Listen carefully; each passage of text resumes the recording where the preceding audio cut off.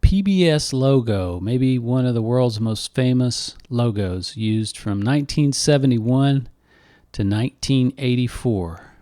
And I probably heard the theme music to that logo thousands of times because it ran with Sesame Street and Electric Company. Now, this theme music was composed by Paul Allen Levy. And it says in Wiki that it consists of a bold Moog synthesizer score, and that's incorrect. I heard Mr. Levy say himself that he never played a Moog synthesizer in his life, and that it was composed using an EMS Putney. Okay, so he said he used what he called the Putney, and this is the emulation of the EMS VCS3, and it's an L-shaped synthesizer. This is the top part of it, and this would be the bottom part here. And it says down here, you'll see the Putney VCS3 in parentheses. So I guess back then they were calling it the Putney. So this is one of the simplest and most brilliant synthesizers that I've ever seen. But the concept is that this is a modular synthesizer, so it has the traditional sections that you would see in a modular synthesizer. You have your oscillators, filter, envelope, noise generator, etc. And these have all been pre-wired in the traditional fashion. And then those wires have been cut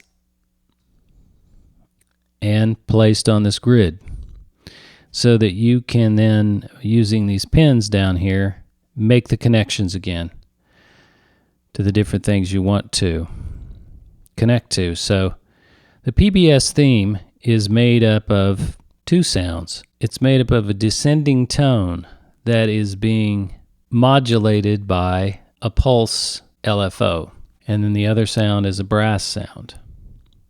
So I can imagine Mr. Levy back in 1970s looking at this piece of cutting-edge technology, is what it would have been back then. And I can see exactly how he placed the pins to make his descending pulse sound.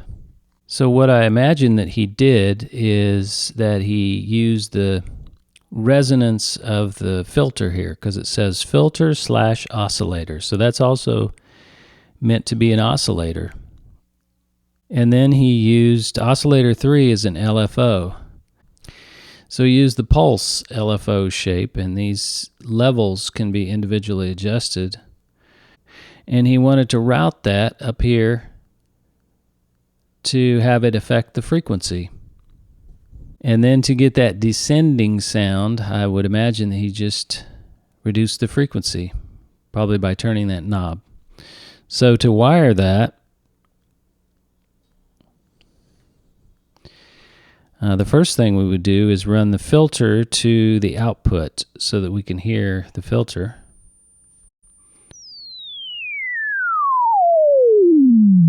So there's our descending sound that we're going to get when we turn the filter frequency.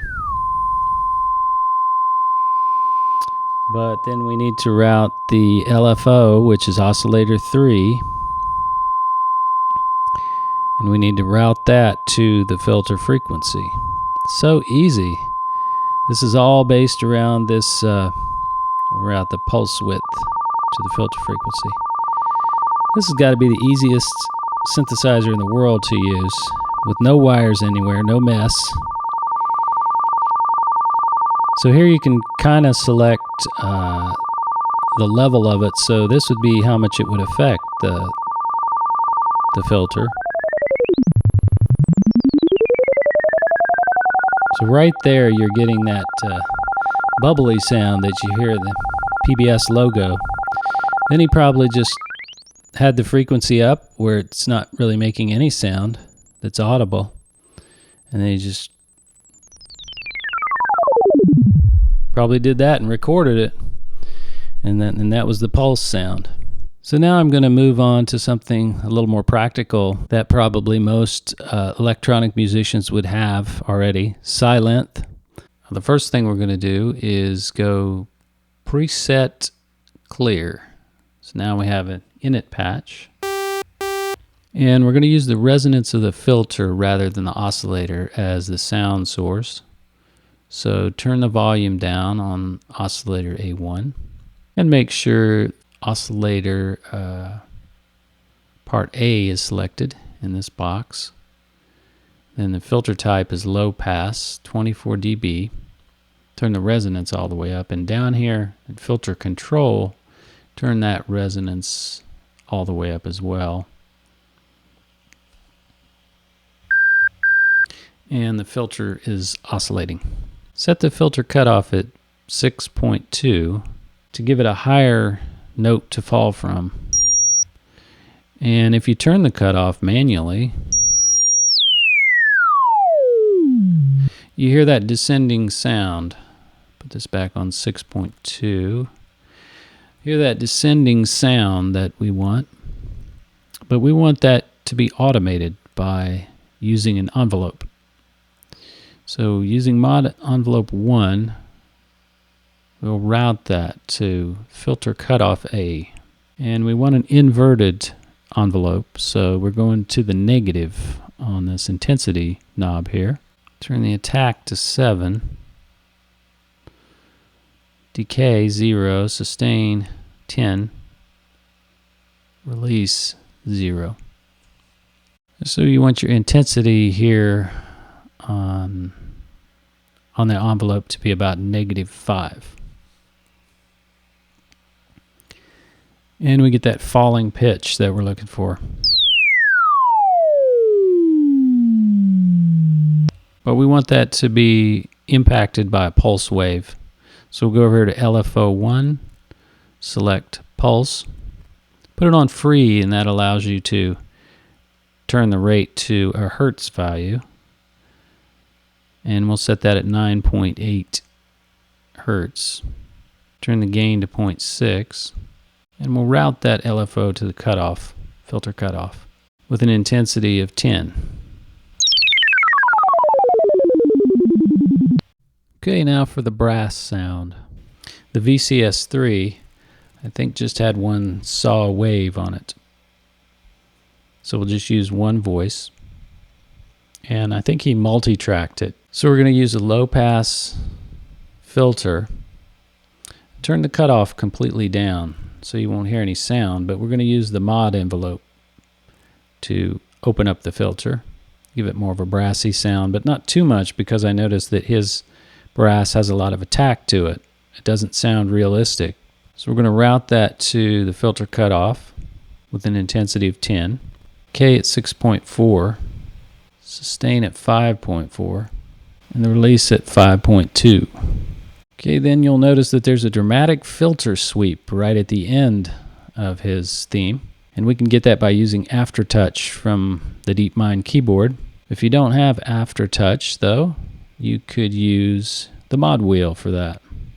But if you have Aftertouch, you can just push down on the keyboard right there at the end and get that dramatic filter sweep. So we'll run Aftertouch to cutoff with an intensity of 10.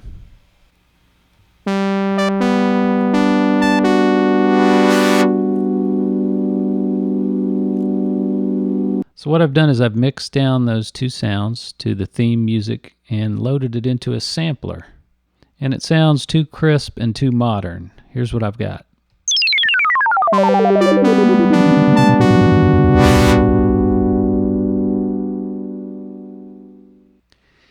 So the first thing I'm going to do is go under modulation, and I'm going to add an LFO with a frequency of 0.4 hertz.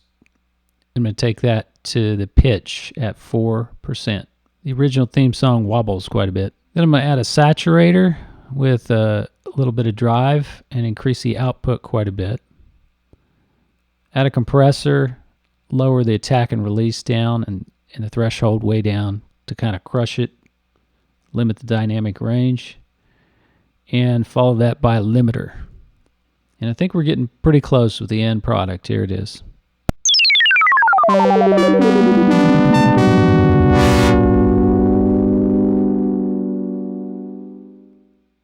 Okay, so instead of all those Ableton plugins, I've got something here called RC20 Retro Color.